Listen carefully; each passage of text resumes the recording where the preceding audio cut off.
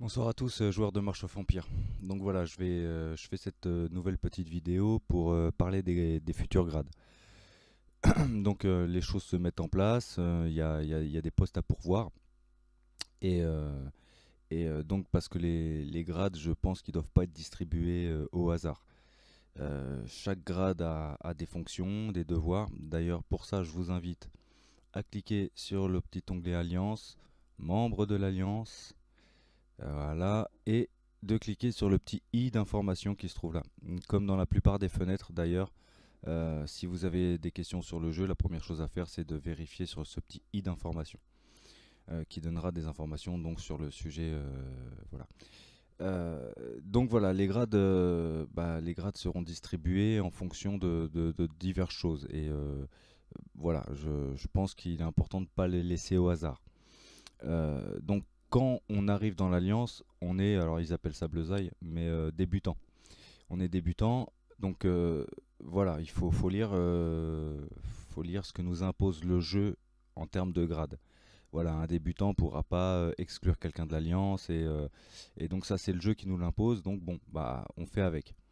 Maintenant, certains postes sont limités. Je pense que c'est mieux euh, que ça soit pas le bazar, voilà, qu'il y ait des décisions de prise et qui soient suivies par les autres.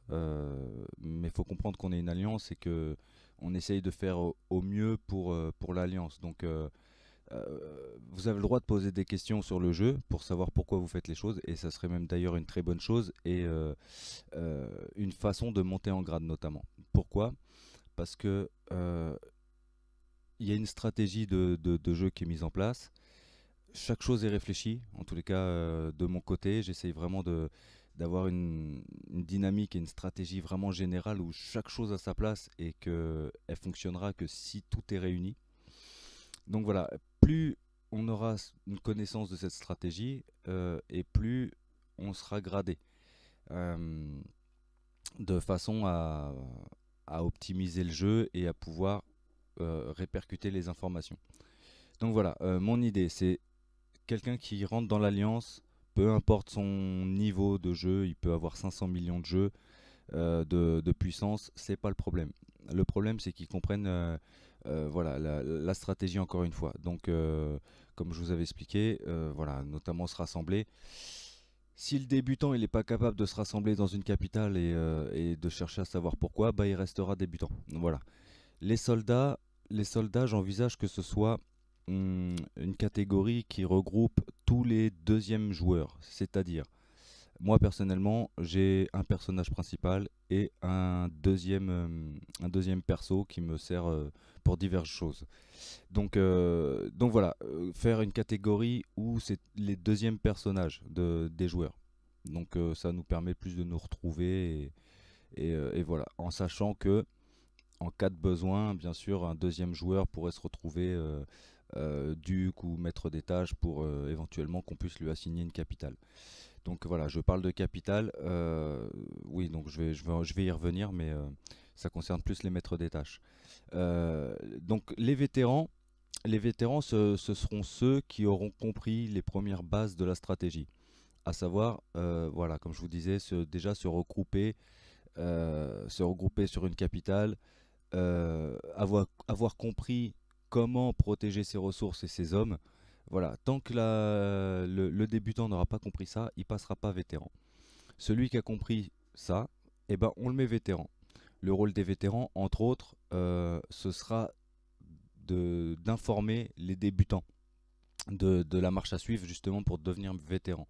Et on va essayer de fonctionner comme ça un petit peu pour redescendre les informations. Maître des tâches, c'est pareil. Je veux pas de maître des tâches. Enfin, en tous les cas, il faut des maîtres des tâches qui sachent, quand je lui dis priorité ou bah, qui sachent quoi faire et de la façon qu'il faut le faire. Parce que maître des tâches, ils assignent des tâches. Donc c'est pareil. Voilà, un maître des tâches qui va assigner des mines à l'autre bout de l'alliance qui servent à rien ou des structures un peu éparpillées à droite à gauche, ça n'a aucun intérêt. Il faut qu'il y ait vraiment une dynamique et un objectif de groupe, encore une fois. Donc un maître des tâches doit savoir quelle tâche assigner et doit savoir en l'occurrence quoi faire avec une capitale, puisqu'il pourrait être amené à être gouverneur d'une capitale. Donc voilà, tout simplement. Pour les ducs, donc voilà, il y a toujours les contraintes du jeu. Donc bien sûr, un duc, bien évidemment, il sait quoi faire avec une capitale et, et comment assigner les tâches, puisqu'il est amené à faire ça. Euh, Notamment, bah, orienter aussi les nouveaux, hein, c'est pareil, hein, on va tous essayer de le faire, il y a pas vraiment de grade pour ça. Toujours essayer de jouer en groupe, de faire monter les copains et voilà quoi, d'avancer tous ensemble. Donc pour les ducs, j'ai pas de choses particulières pour ça. On verra comment le jeu avance et pourquoi pas. Mais bon, ça reste encore une fois dans la compréhension de la stratégie. Alors les diplomates, hein, voilà, les diplomates, ça va être ceux qui auront envie de- d'avoir une communication, hein, donc voilà, bonne compréhension de la stratégie et bah, dans son profil de joueur, le diplomate est quelqu'un d'ouvert. On va pas mettre un diplomate qui est renfermé sur lui-même et qui parle pas sur le chat, par exemple. Donc aucun intérêt. Et comprendre aussi, puisque les diplomates ont cette voilà, politique de chef d'alliance, hein, c'est pour les pactes d'alliance. On signe pas n'importe quel pacte, n'importe comment. Voilà, chaque pacte, encore une fois, allez voir sur le petit i d'information, correspond à des choses bien précises. Donc il faut les connaître par cœur. Les diplomates doivent connaître ces pactes par cœur. Pour les généraux de guerre, bah, ça va être ceux qui vont un petit peu, comment vous dire, euh, envisager les capitales à défendre plus que les autres, les territoires qu'on va prendre, ceux qu'on va éventuellement laisser. Donc voilà, qui seront bien sûr, tout ça sera en accord avec le chef qui sera notre président démocratique, disons. Et c'est pareil, le chef, il nous faut un chef présent qui soit capable de déléguer.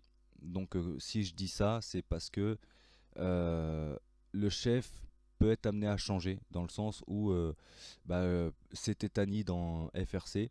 Voilà, Tani est absent pour le moment, mais on a besoin quand même de quelqu'un qui puisse assigner des capitales et mettre des gouverneurs. Donc l'absence du chef, bah, il doit être capable de désigner un autre joueur actif en tant que chef le temps de son absence.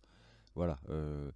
Les grades ne donnent pas du prestige, hein. C'est pas parce qu'on est duc ou chef qu'on est plus respecté sur le jeu ou quoi ou qu'est-ce, hein. Ou même débutant, ça n'a absolument aucun impact.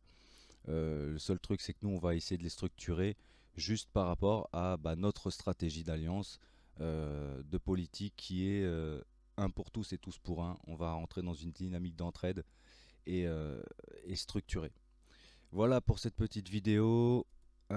Sur les grades en tout cas, dites-moi ce que vous en pensez pour ceux qui vont mettre ça en place avec moi. Et, euh, et voilà, donc je vous dis à bientôt sur le jeu. Allez, salut tout le monde.